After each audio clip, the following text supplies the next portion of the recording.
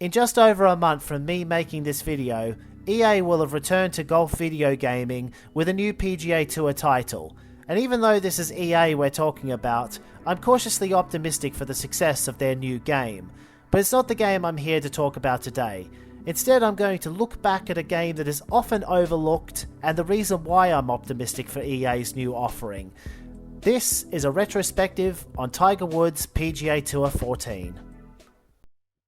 EA Sports. It's in the game. Hello friends, I'm Jim Nance, and I want to welcome you to another exciting year of Tiger Woods PGA Tour Golf. For the first time ever, Tiger Woods PGA Tour has all four of golf's major events: the Masters, the United States Open, the Open Championship, and the PGA Championship. Having all four majors in one game was a pretty big deal, especially since EA had only acquired the Masters license 2 years prior. But they didn't just coast on these licenses, they made the most of it, with game modes like Legends of the Majors, and unique presentation choices that made these tournaments feel like big events, like the custom colour palettes, signage around the tees and greens, and there was even leaderboards with the actual tournament scores on them. Okay, that'll work. But all of this wouldn't matter if the gameplay was no good. Thankfully, it is good.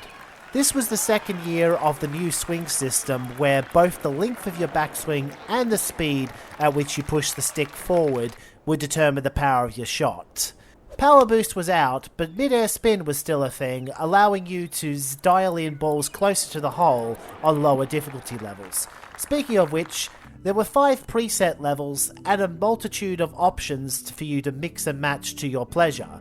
At the highest level, the game took away many of the visual aids and provided an experience that you wouldn't expect from a Tiger game. The added difficulties included being required to use a diagonal swing path on any moderately long shot, and also losing the green grid, forcing you to rely on other UI cues to read the green, which made it easy to misread.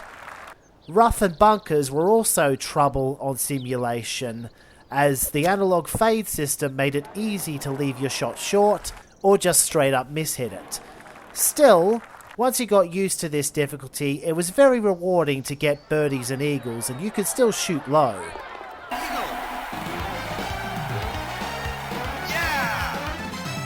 The reward for playing on a higher difficulty level was faster player progression in the career mode, which I will cover next. In addition to all the usual options when creating your golfer, playing as a woman gave you the option to play on either the men's tour or the ladies. The LPGA was its own career path with licensed tournaments like the Kraft Nabisco Championship and US Women's Open. Tiger 14 also introduced swing styles. You could choose to be a power or control archetype, and also change the preferred shape and trajectory of your golfer's shots. Otherwise, the career was your standard journey for an understated amateur to maxed out major champion. You'd start by playing in a regional amateur event, and all of these were licensed as well. You had a number of settings that you could change at any time in the career, most notably tournament length and AI difficulty. If you wanted to, you could turn the AI up to expert and find yourself chasing down scores of 40 under or more over a 4-round tournament. Of course, lower AI difficulty would result in more realistic leaderboards. In any case, your goal in career mode was the same. Try to win tournaments and raise your golfer level so you could unlock new and better equipment to use, and also gain attribute points for your golfer, the two of which combined would allow you to play better overall. For those looking for a pick up and play experience, Tiger 14 also had quick tournaments. It was like quick play but better, as you could enter a Sunday tournament experience either by yourself, with AI, or local multiplayer. Quick tournaments also gives me a chance to show off the leaderboard logic, as if you turned all of the settings down to their easier settings, you'd get very low scores to chase even on normal difficulty. But if you were to set up that same course in US Open conditions and add a gale force wind, suddenly the entire leaderboard starts over par. The authentic US Open experience. In the historic edition of the game, you can even travel back in time to 1934 and play the first ever Augusta Invitational, and the presentation even changes to match the era. How cool is that? The Augusta National Golf Club proudly presents the final round of the first Augusta National Invitation Tournament. Welcome to Augusta National Golf Club for the Augusta National Invitation Tournament. And then there was Legends of the Majors, a scenario-based game mode that served as a journey through the history of major tournament golf, complete with Jim Nantz providing additional context in the form of commentary before each scenario.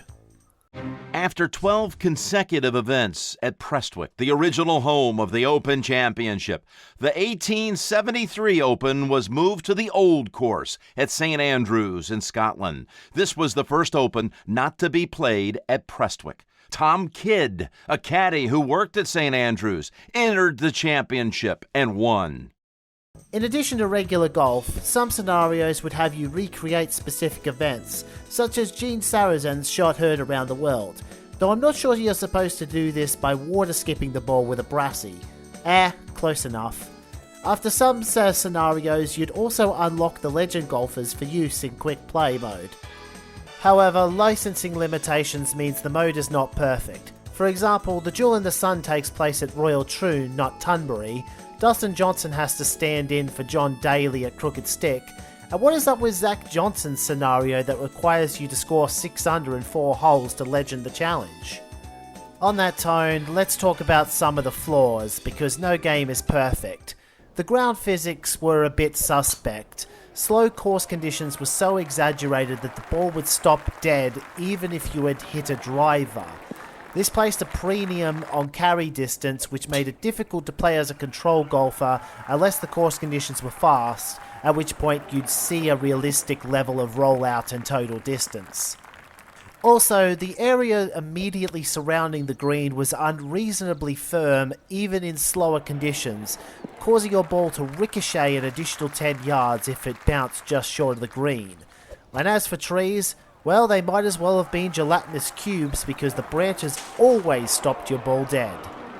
And the last major issue when compared to modern golf games is that the load times were terrible, and because only one hole was loaded in at a time, sometimes your ball would be marked out of bounds when it clearly wasn't out of bounds. EA would attempt to affix all of these issues in their next-gen follow-up, Rory McIlroy PGA Tour, and on the surface it had everything necessary to be considered as great, if not a greater game than Tiger 14, but it suffered from a huge content issue. EA no longer had the Masters license, and beyond that, there was a lack of courses, as despite a lot of post-launch support, it still to this day only has 18 18-hole courses. Compare this with Tiger 14, which had 20 courses in the base game alone, 24 in the Historic Edition, and if you had all of the DLC, a grand total of 42. The PS3 version of the DLC files have since been uploaded to the internet, so if you're willing to jailbreak your PS3, you can get all of the extra courses for this game. But even without that, the Rory game falls flat in other ways.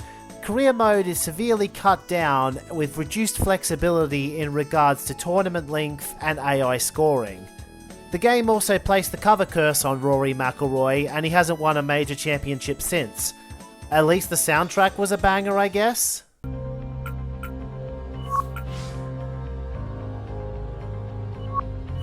In summation, Tiger Woods PGA Tour 14 is the best golf game few people have played.